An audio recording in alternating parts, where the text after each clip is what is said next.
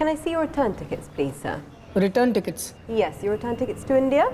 I will be booking the ticket now, yes. Sir, this is a tourist visa. You can't travel without a valid return ticket. That's what I'm saying. I will be doing the booking now. No, I don't think you understand. I need to see that return ticket now. Okay, let me explain. See, I am going back to India and I am going to buy a return ticket. Isn't my visa valid?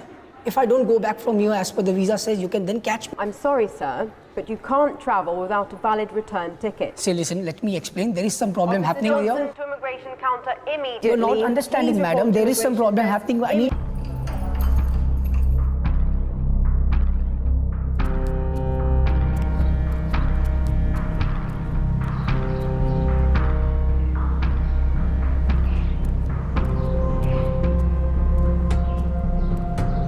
कल रात फिर पीकर पीटा है मुझे, जानवरों की तरह। मैं और नहीं सह सकती। मुझसे तो ये सब सुना भी नहीं जा रहा है काजल। तो मुझे यहाँ से ले जाओ ना। काजल, मुझे थोड़ा टाइम और दे, कुछ इम्पोर्टेंट काम निपटाना, फिर मैं आऊँगा तुम्हें लेने, प्रॉमिस। जल्दी आओ प्लीज।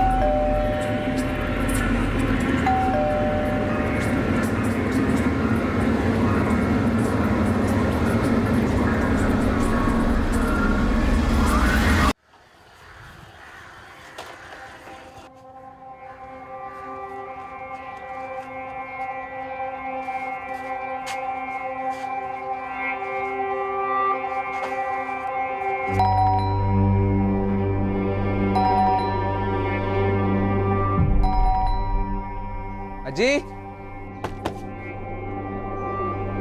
अजी,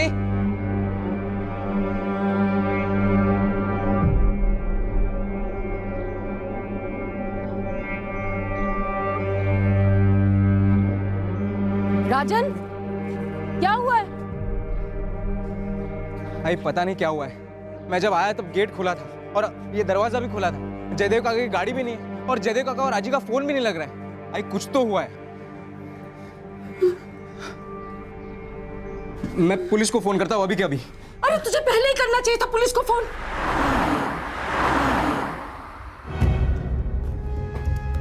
सर, मैंने ही फोन किया था आपको।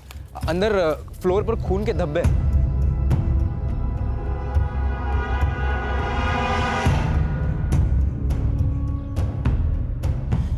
राजन, अशोक काका को फोन कर। हाँ, करता हूँ। जल्दी मिला। अभी कर।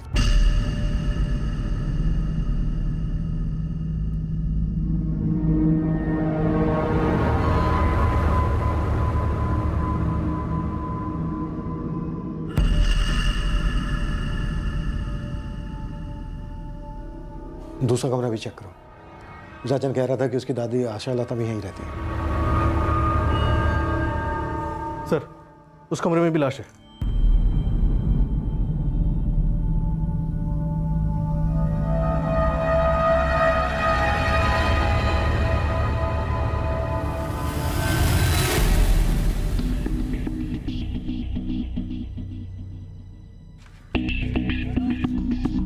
सर, मेरे काका जयदेव परांज पे और आजी आशा लता परांज पे, ये दोनों ही रहते थे यहाँ पे। जयदेव काका की शादी नहीं हुई थी। तुमने आखिरी बार कब देखा था इन लोगों को?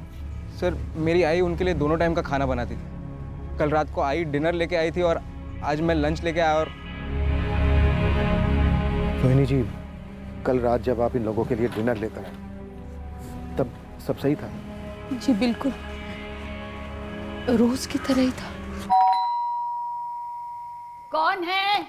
माँ जी दरवाजा खोलिए, मैं रोहिणी। कौन है? अरे रोहिणी माँ जी। अरे बाबा कौन? रोहिणी रोहिणी, 3 बार बोला मैंने, रोहिणी रोहिणी रोहिणी। आप मेरी आवाज नहीं पहचानती? जयदेव भाऊ कहाँ है? अपने कमरे में है। जयदेव भाऊ, मैं खाना लगा रही हूँ। आता नहीं रोनी भाभी, मैं बाद में खा लूंगा, अब माँ को खिला दो। मैंने माँ जी को खाना परोसा और मैं चली गई। रोज जैसा ही दिन था, कुछ अलग नहीं था।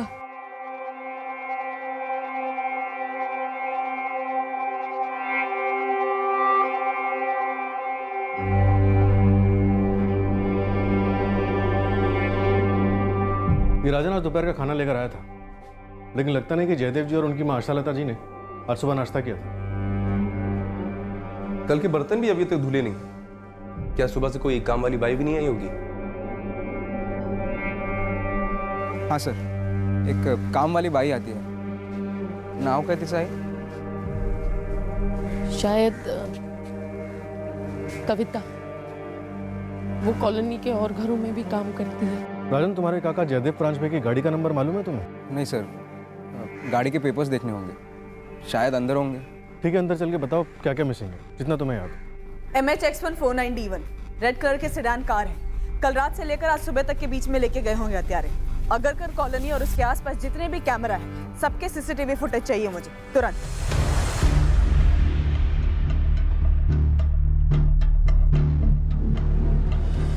जयदेव काका फोटोग्राफर थे, मगर उनका पूरा कैमरा गियर मिसिंग है। Cameras, lenses, laptop. सर, अलमारी के डोर से 1000 रुपये मिले।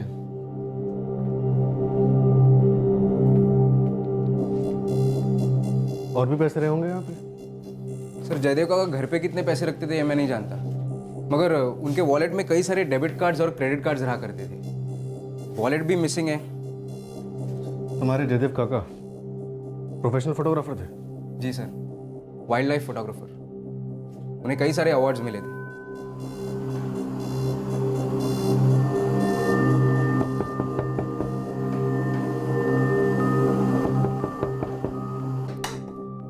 क्या है? इकड़े क्या हुआ? ये गाड़ी तुम्हारी है? हाँ, मेरे बॉस की गाड़ी है। 2-3 दिन के लिए इधर ही रहेगी। क्यों, कोई प्रॉब्लम है?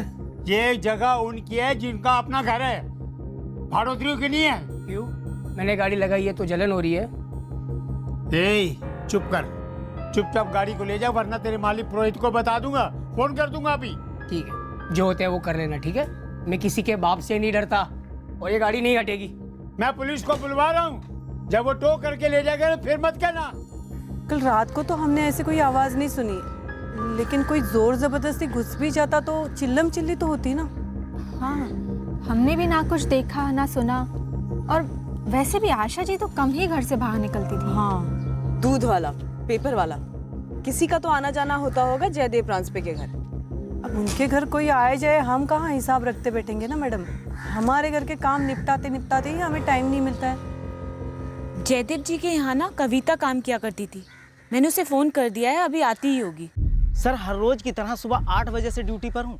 तब से कोठी नंबर 7 से मेरा मतलब है कि परंजबे जी की कोठी से ना कोई आवाज़ आई और ना सर मैंने किसी को आते जाते देखा कि जिस पे शक किया जाए। लोकेश, कल रात को 7:30 बजे रोहिणी जी के आने के बाद जयदेव जी के घर पे और कोई आया था? जी नहीं, मेरी ड्यूटी 8 बजे तक थी सर, तब तक सर कोई भी नहीं आया था। अगर सर कोई आया भी होगा ना तो जो नाइट वाला वॉचमैन नितिन है उसको पता होगा। सर, ये नितिन आ गया सर, ये नाइट शिफ्ट पे था सर।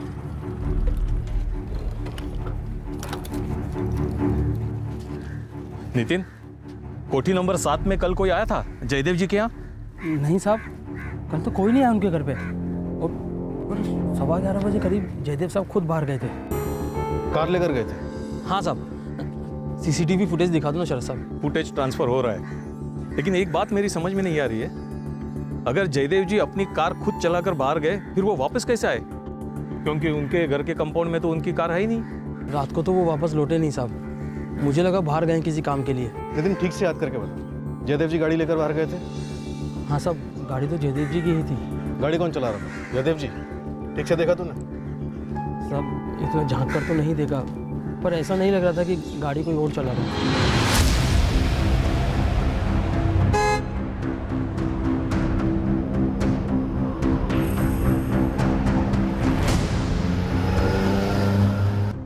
सर, ये है सीसीटीवी फुटेज। सर। अरे ओ मैडम, जो पूछना इधर ही पूछ लेने का ना। मेरे को और तो घर के काम भी खत्म करने हैं। अरे अपने घर का खाना भी पकाना है मेरे को। ज्यादा टाइम नहीं लगेगा अगर तू कहानी ना पकाए तो। बैठो। अरे मैं कहानी काहे को पकाएगी? हाँ, अरे हट हट। मैं किस पे शक कर सकता हूँ सर? देखो राजन, डेथ कब हुई ये हमें पोस्टमार्टम रिपोर्ट आने के बाद ही पता चलेगा। घर में फोर्स एंट्री के कोई निशान नहीं मिले, मतलब ज़रूर दरवाज़ा किसी के लिए खोला गया, लेकिन जैसा कि आप लोग बता रहे हैं उससे तो यही लगता है कि जयदेव काफ़ी चौकन्ने किस्म के इंसान थे, किसी अजनबी के लिए दरवाज़ा नहीं खोलते थे। तो जाहिर सी बात है उन्होंने किसी जान पहचान वाले के लिए ही दरवाज़ा खोला। अशोक जी, रोहिणी जी, जयदेव पर काफ़ी बेरहमी से वार किए गए हैं। उनकी आशा लता जी की किसी के साथ कोई दुश्मनी थी? अशोक भाऊ, जयदेव भाऊ और मेरे स्वर्गीय पति नरेश, ये तीनों सगे भाई थे और एक दूसरे के बहुत करीब थे। किसी की किसी से कोई दुश्मनी नहीं थी। अब जयदेव भाऊ का अलग से किसी के साथ कोई मसला हुआ हो तो वो हम दोनों को नहीं पता। क्यों अशोक भाऊ?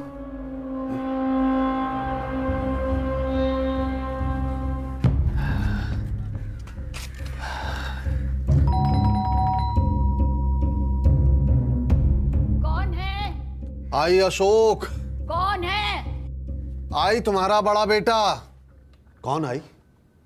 कौन घर पर नजर रखे हुए? मुझे ज्यादा कुछ तो पता नहीं, मगर इन दिनों जयदेव काफी परेशान रहता है। जाते वक्त मुझे 3-3 बार बोल के जाता है कि बिना आवाज पहचाने, बिना ठीक से पहचाने दरवाजा मत खोलना।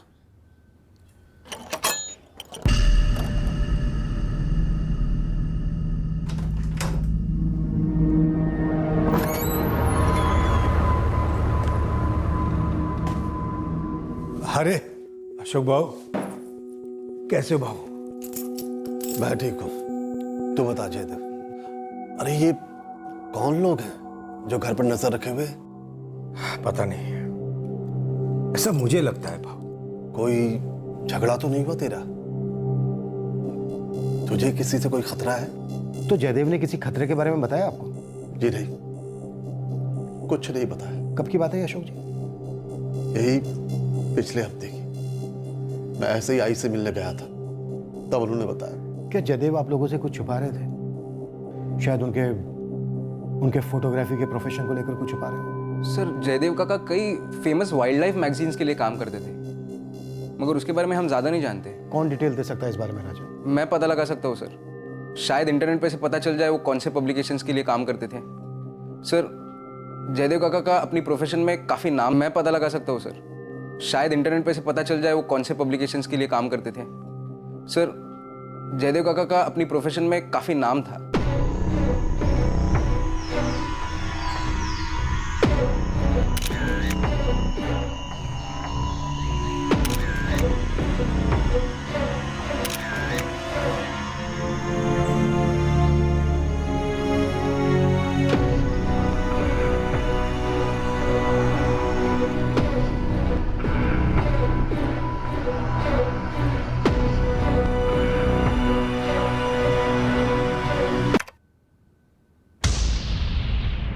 इसमें तो पता नहीं चल रहा गाड़ी कौन चला रहा है, और सीसीटीवी कैमरा भी इतना ऊपर लगा है। सर मैंने नहीं लगाया, वो तो कॉलोनी वालों ने लगाया। जयदेव जी के बाहर जाने से पहले कोई कॉलोनी में दाखिल भी नहीं हुआ? सर मैं भी तो वही कह रहा हूँ, रात को कोई कॉलोनी में आया ही नहीं, और अगर आता तो शाम में रजिस्टर में एंट्री भी करवाता ना साहब। मेन गेट के अलावा कोई और रास्ता भी है कॉलोनी में दाखिल होने का? हाँ साहब, पीछे एक दीवार है जो पार्क से लगी हुई है, वहाँ से कोई दीवार फांद कर आया होगा तो बोल नहीं सकता साहब। और वहाँ सीसीटीवी कैमरा नहीं है? नहीं है साहब। वैसे भी जयदेव साहब रोज शाम को उस पार्क में टहलने जाते थे। जयदेव भाऊ के घर सुबह 8 से 9 1 घंटे में झाड़ू पोछा बर्तन सब करके जाती थी मैं। और कपड़े तो जयदेव भाऊ खुद वॉशिंग मशीन में लगा लेते थे। आज सुबह जब तूने दरवाजे की बेल मारी और किसी ने दरवाजा नहीं खोला तो तूने जानने की कोशिश नहीं की कि क्या बात है? क्यों ऐसा करेगी मैं? अरे 8-10 बार घंटी मारी ना मैंने। जब मैं वहां पर गई तो कंपाउंड का दरवाजा खुला हुआ था, साहब की गाड़ी नहीं खड़ी थी, तो मैंने सोचा कि अज्जी अंदर होगी, सो रही होगी। मैं बेल मारती रही पर किसने दरवाजा नहीं खोला। तूने जरा भी जानने की कोशिश की होती ना तो सबसे पहले तुझे पता चलता कि अंदर कुछ गलत हुआ है। मेरे को कैसे पता चलेगा कि अंदर कुछ गलत हुआ है? हाँ, आप ही बताइए। और सवेरे मेरे को बहुत जल्दी होती है, 10 मिनट की भी देरी होती है ना तो बूमा बूम बच जाता है। और वैसे भी क्या है ना कि जयदेव भाऊ जब घर से बाहर जाते हैं ना तो अज्जी को 10 बार चिल्ला के बताना पड़ता है कि अज्जी मैं हूँ कविता कविता कविता, 10 बार चिल्लाना पड़ता है। टाइम की बड़ी मारामारी है मेरे को। शायद टाइम की मारामारी नहीं, बल्कि तू खून खराबे के कारण अंदर नहीं गई। मंजे? मतलब ये कि तुझे पहले से पता था कि अंदर 2 कत्ल हुए हैं, लाशें पड़ी हैं अंदर। मैडम चलती है मैं। 1 मिनट रुक, खड़ी हो यहाँ। पुलिस स्टेशन है ये, तेरी बस्ती कोई चौपाल नहीं है कि जब मनाया उठ के चल दिया। और तू अपने थाने में बैठी है इसलिए किसी के ऊपर भी दादागिरी करेगी? उस कॉलोनी के 6 घरों में पिछले 4 साल से काम कर रही है मैं। 2 बच्चों की माँ है।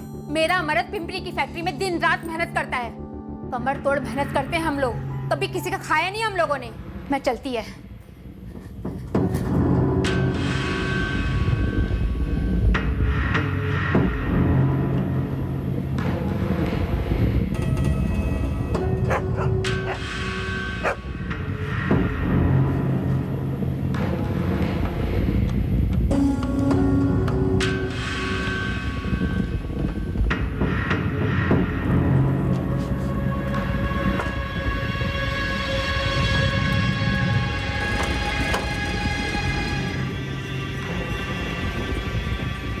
जयदेव प्रांजपे पे 14 वार हुए, वो भी बहुत गहरे वार, छुरे से। छुरा बड़ा रहा होगा लेकिन चौपर जितना भी नहीं। पर एक बात तो तय है कि स्टैबिंग जो है वो बहुत ही जोर लगा करके की गई होगी। 14 वार हुए, पर किसी ने कोई चीखना चिल्लाना नहीं सुना। जहाँ तक मुझे लगता है कि विक्टिम को रिएक्ट करने का मौका ही नहीं मिला, क्योंकि ये हमला अचानक से हुआ होगा। मतलब जयदेव को पता ही नहीं होगा कि वो शख्स जयदेव पर इस तरह से हमला करने वाला है। और जयदेव की माशाल्लाह था, इनका गला घोटा गया ना। That's right. ये देखिए, इनके दाहिने कंधे की ये हड्डी टूटी हुई है, और जहाँ तक मेरा ख्याल है ये बेड से उठी होंगी और कातिल ने इनका गला पकड़ करके पीछे की तरफ बहुत जोर से धक्का दिया होगा। ये जो इनके गले पे उंगलियों के निशान हैं, फॉरेंसिक ने इसे कलेक्ट कर लिया है। मौत की टाइमिंग डॉक्टर? कल रात यही कोई 10-11 के बीच में, क्योंकि इन दोनों के पेट से अनडाइजेस्टेड खाना मिला है।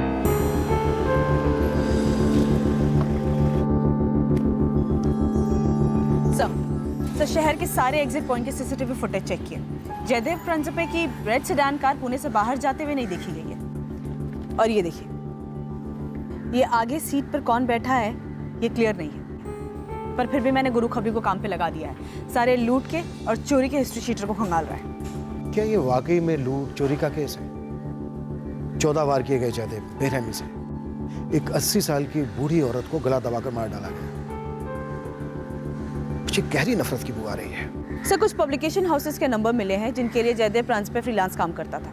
मैं उनसे बात करती हूँ।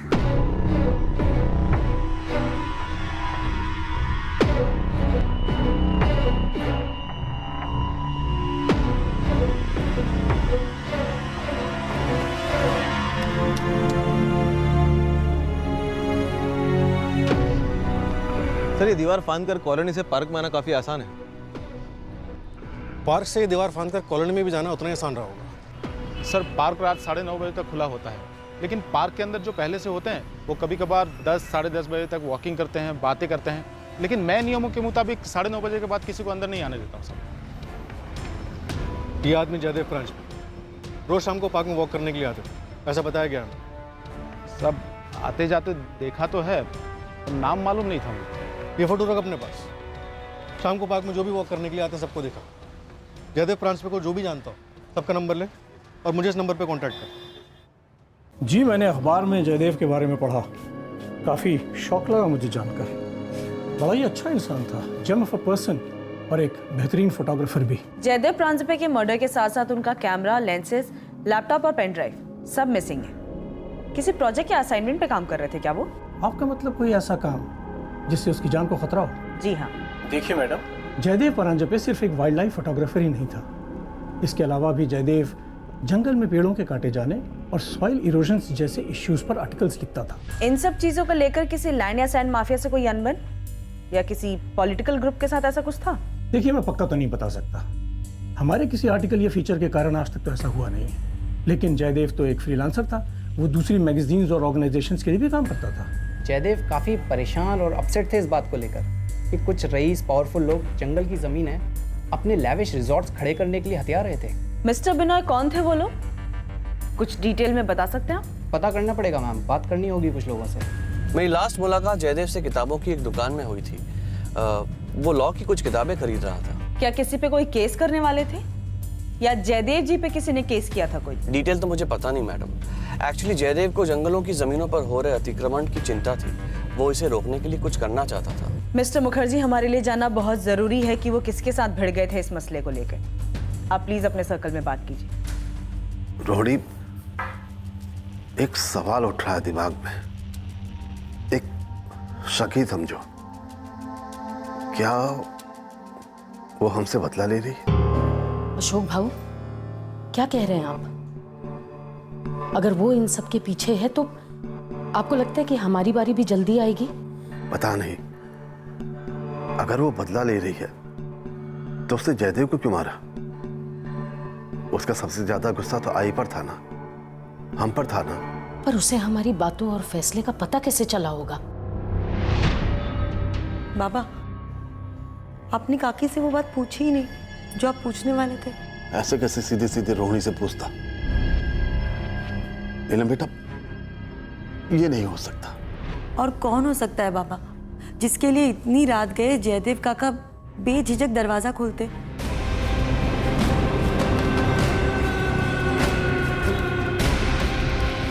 आशालता प्रांसपे और जयदेव प्रांसपे, इन दोनों की कॉल रिकॉर्ड्स हमें तुरंत चाहिए।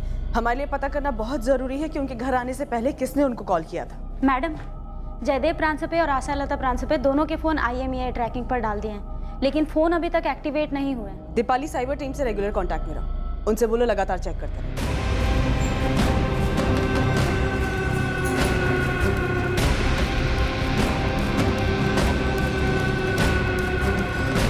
सर, हिस्ट्री शीटर से पूछताछ हो रही है।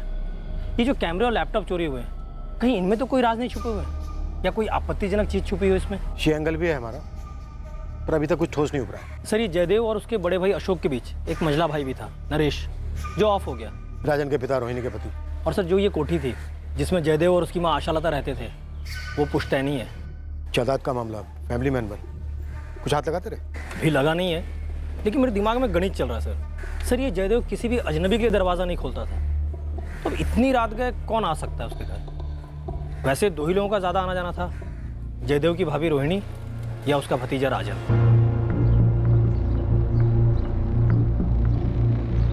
गौतम जी? जी, वो वॉचमैन ने मुझे जयदेव का फोटो दिखाया था। मैं अच्छी तरह से जानता था उसे। गौतम जी, क्या आप कुछ बता सकते हैं?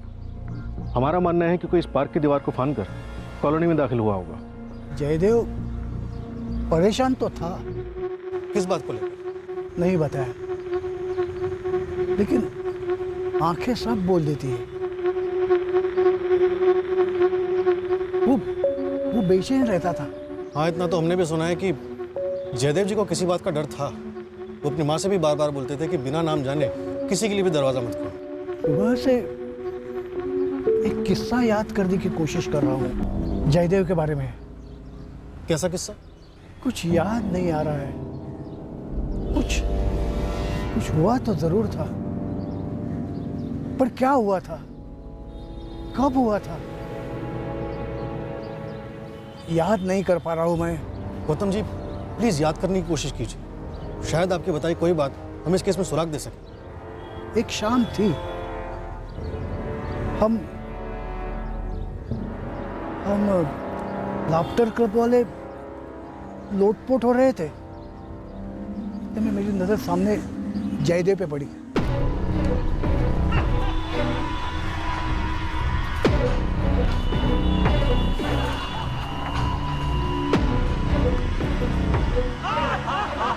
मैंने पूछा उसको इतना परेशान क्यों है, पर वो बात टालता गया। क्या उन्होंने कभी लैंड माफिया या जंगल माफिया का जिक्र किया आपसे, जिसके खिलाफ वो लिखा करते थे? मुझे अपने दिमाग पे जोर देना होगा। कुछ था जरूर, पर मुझे याद नहीं आ रहा है। देखो मैडम जी, मैं बोलने को तो बोल दूंगी, लेकिन मेरा नाम नहीं आना चाहिए, नहीं तो लोग कहेंगे कि भाग्यश्री चुगली करती है। निश्चिंत रहो तुम, तुम्हारा नाम नहीं आएगा। आप वो कविता से दोबारा पूछताछ करो। क्यों? उसने कुछ बताया क्या? वो कविता मेरे घर में भी काम करती है ना, तो काम करते करते उसने मुझे कहा कि कोई तो औरत है। औरत है? कौन औरत? ये बात आप कविता को ही पूछ लीजिए ना।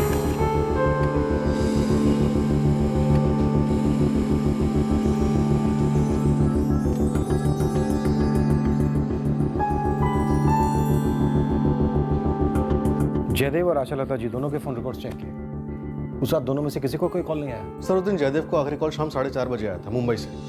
मैंने बात की तो बोला जयदेव का कोई दोस्त है। उसके बाद जयदेव के फोन पर कोई भी कॉल नहीं आया। यानी जो भी आया बिना बताए अचानक से आया होगा और बेल बजाई होगी। और जयदेव ने शायद अपनी आदत से विपरीत दरवाजा खोला होगा, पर दरवाजा खोलने से पहले आई होल से तो जरूर झांका होगा।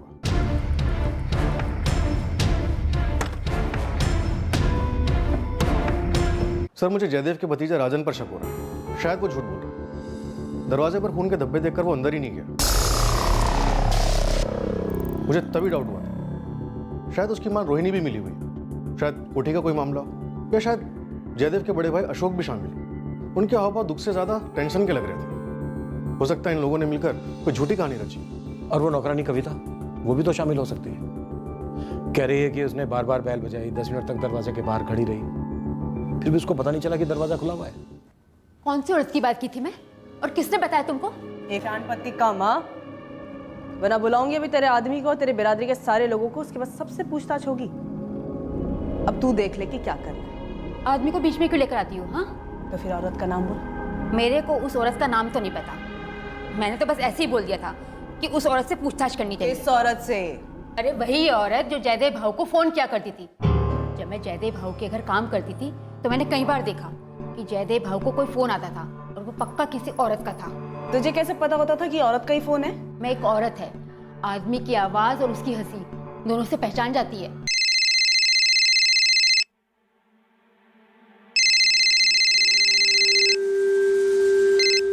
हेलो। हाँ घर पर ही हूँ। टाइम की प्रॉब्लम तुम्हारी है, मजबूरी है तुम्हारी है, हमारा क्या। वैसे तो जयदेव भाऊ किसी से सीधे मुंह बात नहीं करते थे। अरे हंसना मुस्कुराना तो बहुत दूर की बात है, लेकिन जब उस औरत का फोन आता था तो जयदेव भाऊ का थोपड़ा एकदम गुलाबी हो जाता था। ये फोन करने वाली औरत है कौन? ये तो मेरे को नहीं पता, मैंने तो बस जयदेव भाऊ के हाव भाव से पहचान लिया कि हो ना हो वो किसी औरत से ही बात करते थे।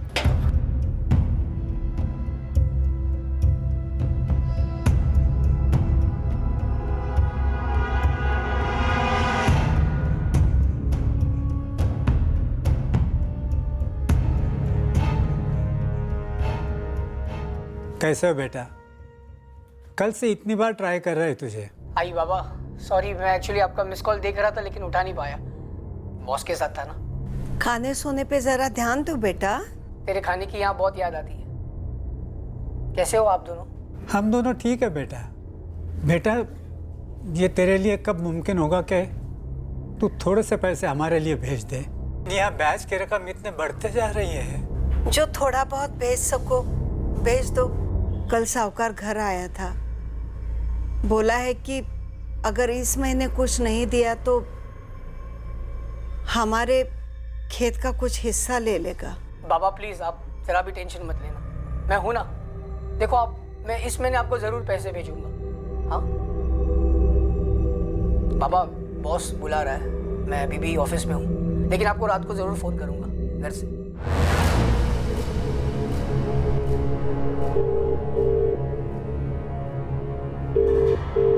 हेलो।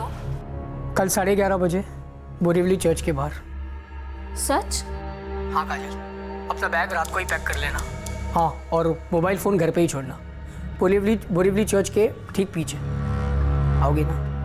मैं आऊंगी, जरूर आऊंगी। औरत जयदेव की जिंदगी में? जी, औरत थी जयदेव की जिंदगी में। मुझे नहीं मालूम, और अगर कोई औरत थी भी तो ये जयदेव की निजी बात है, उसने मुझे नहीं बताया कभी। अशोक जी, आप तीनों भाइयों के बीच पुश्तैनी कोठी को लेकर खटास थी। खटास? जी, थी ना खटास आप लोगों के बीच? कोई खटास नहीं थी हम लोगों के बीच। मेरे पति नरेश के गुजर जाने के बाद उनके दोनों भाइयों ने, जयदेव भाऊ और अशोक भाऊ, उन्होंने बहुत अच्छा व्यवहार किया हमारे साथ। रोहिणी जी, मैं कोठी के बंटवारे को लेकर बात कर रही हूँ, उसे तो लेकर खटास थी। नहीं, कोई खटास नहीं थी। हमारी आई चाहती थी कि जब भी पुश्तैनी कोठी बेची जाए उसके 3 बराबर हिस्से, और ये बात हम तीनों भाइयों को मंजूर थी। और अब सिर्फ 2 होंगे। जयदेव का परिवार तो है नहीं जो उसके हिस्से पर हक जताता, बचे मेरा और नरेश का परिवार, तो जाहिर है 2 ही हिस्से होंगे। और आप कहना क्या चाहते हैं? आप बोलिए। आप ये कहना चाहते हैं कि मैंने ना अपमान करेंगे आप हमारा सर? आप ये कह रहे हैं कि हम लोगों ने जयदेव काका को? जयदेव मेरा सगा भाई था। अशोक जी, मैंने तो ऐसा कुछ कहा ही नहीं और ना ही ऐसा कुछ पूछा। मैं सिर्फ जयदेव और आशा लता जी के कत्ल की वजह जानने की कोशिश कर रहा हूं। हम ये जानना चाहते हैं कि निशाना जयदेव और आशा लता जी दोनों थे या फिर दोनों में से कोई एक था और दूसरा बेवजह मारा गया। कत्ल और मकसद का पता लगाने के चक्कर में आप रिश्तों को नजरअंदाज नहीं कर सकते, लोगों की गरिमा के साथ खिलवाड़ नहीं कर सकते हैं। सर, ये प्रॉपर्टी वाला एंगल आपने अपनी खामियां छुपाने के लिए लाया ना, मैं सब समझता हूं। राजन, हम ये नहीं समझ पा रहे हैं कि उस रात तुम्हारे जयदेव काका ने किसके लिए दरवाजा खोला होगा। तो जाहिर सी बात है, दरवाजा उन्होंने किसी जान पहचान वाले के लिए ही खोला होगा। उनकी जान पहचान में कौन कौन है? तो अब आप मुझ पर इल्जाम डाल रहे हैं, या मेरे आई पर, या अशोक काका पर, या आपके हिसाब से हम सब ने मिलकर यह प्लान किया था? सर, अगर ऐसा है ना तो एक छोटी सी डिटेल आप मिस कर रहे हैं। मेरे पास जयदेव काका की कार मिलनी चाहिए ना, वो मिली आपको? सब पता चलेगा, पता चलेगा राजन। पहले तुम हमें बताओ, और कौन जान पहचान वाले हैं तुम्हारे जयदेव काका के जिन्होंने उन पर इस तरह से हमला किया कि उन्हें रिएक्ट करने का मौका ही नहीं मिला? पहले आप बताइए सर, जयदेव काका के काम से रिलेटेड कोई इन्फॉर्मेशन मिली आपको? मतलब लैंड माफिया, जंगल माफिया? नहीं। इसलिए आपको मैं मिला। With all due respect sir, एक बात प्लीज समझ लीजिए, ना मैं ना परांज पे परिवार से कोई भी जयदेव काका और आजी के मर्डर में इन्वॉल्व है। सर, वो हमारे घर के लोग थे और आपकी ड्यूटी बनती है कि आप हमें न्याय दिलाएं, ना कि हम पर ब्लेम डालें।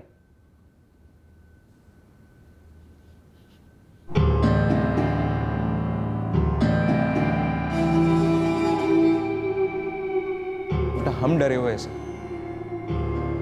पहले उसने जयदेव काका और आजी को मार डाला और अब शायद हमारा नंबर होगा। क्यों डर लग रहा है तुम लोगों को? कोई क्यों मारना चाहेगा तुम्हारे पूरे परिवार को? ऐसा कुछ हुआ है? और ये बात तुम लोगों ने हमें पहले क्यों नहीं बताई? क्योंकि उस औरत के साथ अब हमारा कोई संबंध नहीं है। मेरे पिताजी जयदेव काका और अशोक काका ने उनके साथ सारे संबंध तोड़ दिए थे। किस औरत की बात कर रहे हो तुम राजन? क्या वो हमसे बदला ले रही है? अगर वो इन सब के पीछे है तो आपको लगता है कि हमारी बारी भी जल्दी आएगी? मेरे पिताजी जयदेव काका और अशोक काका की एक सगी छोटी बहन, गौरी आप्टे नाम है उनका, मगर अब वो कहाँ है ये हम नहीं जानते। और तुम लोगों को डर है कि शायद गौरी आप्टे तुम लोगों को मार डालेगी। क्यों करेगी वो ऐसा? क्योंकि वो अब हमारे परिवार का हिस्सा नहीं है सर। हमने उससे सारे रिश्ते तोड़ दिए, इसलिए शायद वो शायद पता नहीं है सर। पता नहीं ये सब सच है या वहम है या क्या है।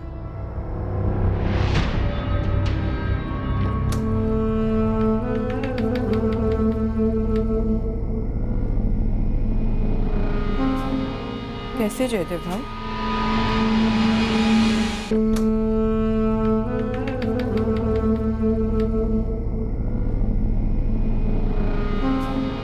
कैसे जयदेव भाई? राजन, तुम्हारे पूरे परिवार ने गौरी आप्टे के बारे में हमसे छुपाया, इसका कोई खास कारण? सर, उनके बारे में आप आई या अशोक काका से पूछिए। मैं उन्हें आखिरी बार 20 साल पहले मिला था, उसके बाद आज तक मैंने उन्हें देखा भी नहीं है।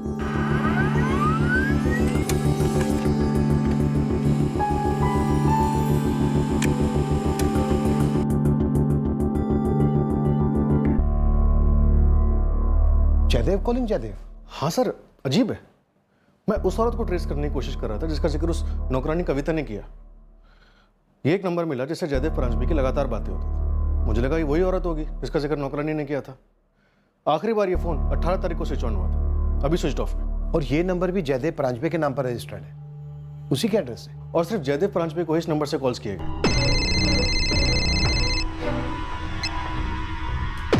हेलो, इस बंदे को इसके नंबर के रजिस्टर्ड एड्रेस से ढूंढना तो आसान नहीं होगा, क्योंकि वो एड्रेस तो जयदेव परांजपे का ही एड्रेस है। सर एक ही तरीका है, इस नंबर को ट्रैक करने के लिए इसकी पिन पॉइंट लोकेशंस को ट्रेस करना है, जहां से कॉल्स किए गए या फिर रिसीव हुए। या जिस मोबाइल में सिम कार्ड एक्टिव था उस मोबाइल की IMEI को ट्रैकिंग पे डाल सकते हैं। हो सकता है कोई दूसरा सिम उसमें एक्टिव हो।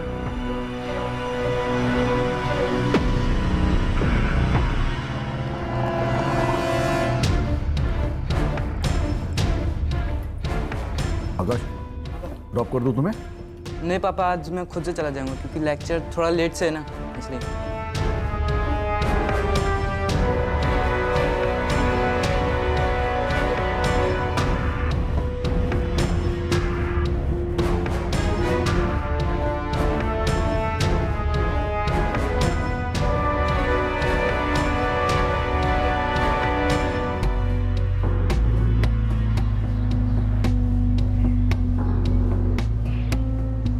हम कहाँ जा रहे हैं? तुम्हारे नए घर। और कहाँ है मेरा नया घर? पुणे में। जो मेरा घर था वो आज से तुम्हारा।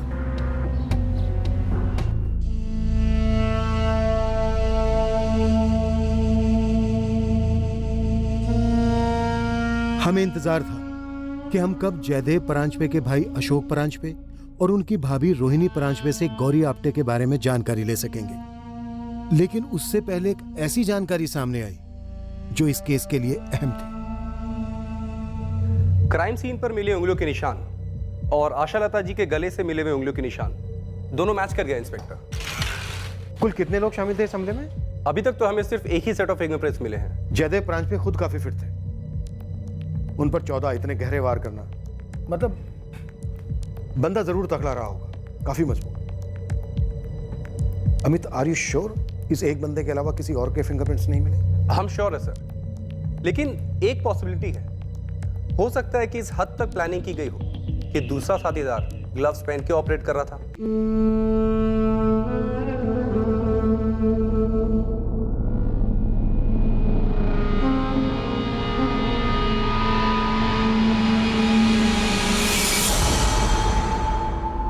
फोरेंसिक टीम का कहना है कि हमलावर एक ही था, शायद जवान था। फिर भी मैंने उनसे दोबारा स्कैनिंग के लिए कहा है। सर एक और अपडेट है, इस हत्याकांड के कुछ 12 दिन पहले 2 जवान लड़के जयदेव परांजपे के घर की तस्वीरें ले रहे थे। सीसीटीवी में कैप्चर हुए? जी सर, फुटेज मंगवाइए। कॉलोनी के चेयरमैन ने बात बताई, वो कल ही अब्रॉड ट्रिप से वापस लौटे। सर मैं कल ही लौटा अब्रॉड ट्रिप से, मैं 15 नवंबर को गया था यहाँ से। और सर अजीब बात यह है कि 7 नवंबर को जयदू जी मेरे पास आए थे और उन्होंने 6 नवंबर की सीसीटीवी फुटेज मांगी थी। कोई उनके घर की तस्वीरें ले रहा था सर।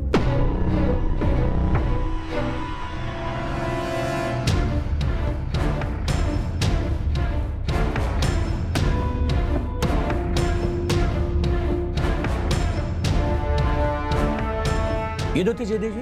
बिल्कुल यही दो थे। मैंने इनको आवाज भी लगाई तो ये भाग गए। फिर मैं तुरंत वॉचमैन लोकेश को पूछने गया, वो केबिन में था ही नहीं। अरे उसने तो इन दोनों को ना आते देखा है ना जाते। सर उस समय इस बात पे इतना ध्यान नहीं दिया था, इतना सीरियस नहीं लगा था तभी। हमें सीसीटीवी की फुटेज तुरंत चाहिए वसुदेव जी।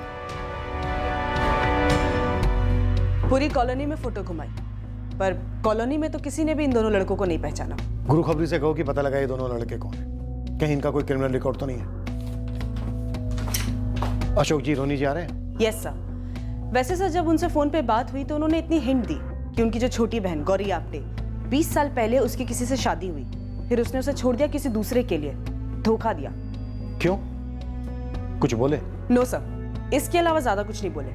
मैंने सोचा यहाँ आ जाएंगे तो डिटेल में बात हो जाएगी।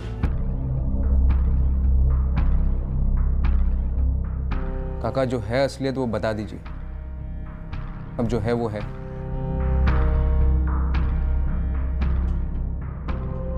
केस के इस पड़ाव पर हमारे हाथ में कुछ भी ठोस नहीं था, ना कत्ल का मकसद, ना इस बात की भनक कि हमलावर कौन हो सकता है, ना ही इस जुर्म की मोडस ऑपरेंडी पर कोई रोशनी पड़ रही थी।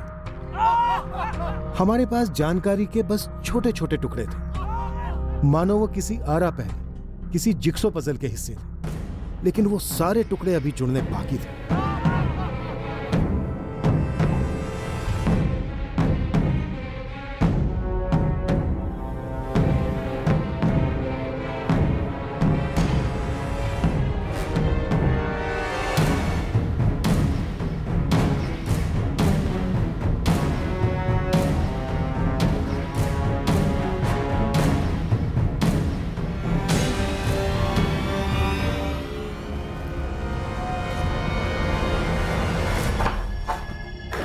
एक और काम मिला है। भाई ये काम करते करते हमारी जिंदगी का असली मकसद मत भूल जाना तुम। सवाल ही पैदा नहीं होता भाई। ये बहुत छोटा सा काम है, दिन वेस्ट नहीं करेंगे, आज रात को ही निपटाना है। वैसे इस काम के हमें पैसे तो अच्छे मिलेंगे ना? काफी अच्छे मिलेंगे। केस के इस पॉइंट तक हमारी तरफ से हुए सिर्फ 2 असेसमेंट सही साबित होने वाले थे। पहला ये कि हमलावर पार्क की दीवार फांदकर जयदेव परांजपे की कॉलोनी में दाखिल हुआ, और दूसरा ये कि हमलावर कोई जवान लड़का था। पर कत्ल का मकसद क्या था? मास्टरमाइंड कौन था? क्या कोई और भी उसका शिकार होने वाला था? इन सभी सवालों के जवाब से हम कोसों दूर थे। हमारे लिए इस वक्त सबसे जरूरी था उन 2 लड़कों तक पहुंचना जो जयदेव परांजपे की कॉलोनी में स्पॉट हुए थे। हमें अभी तक परांजपे परिवार के 3 भाइयों की छोटी बहन गौरी आप्टे के बारे में बहुत कुछ जानना बाकी था। हमें अभी ये भी पता नहीं था कि एक और नौजवान का इस केस में क्या रोल था जो उस शाम पार्क में मौजूद था जब जयदेव परांजपे वॉक कर रहे थे और किसी बात से परेशान थे। ये सारी जानकारी हासिल कर उन्हें जोड़कर इस केस को हल हम कल के एपिसोड में करेंगे। क्राइम पेट्रोल सतर्क। जय हिंद।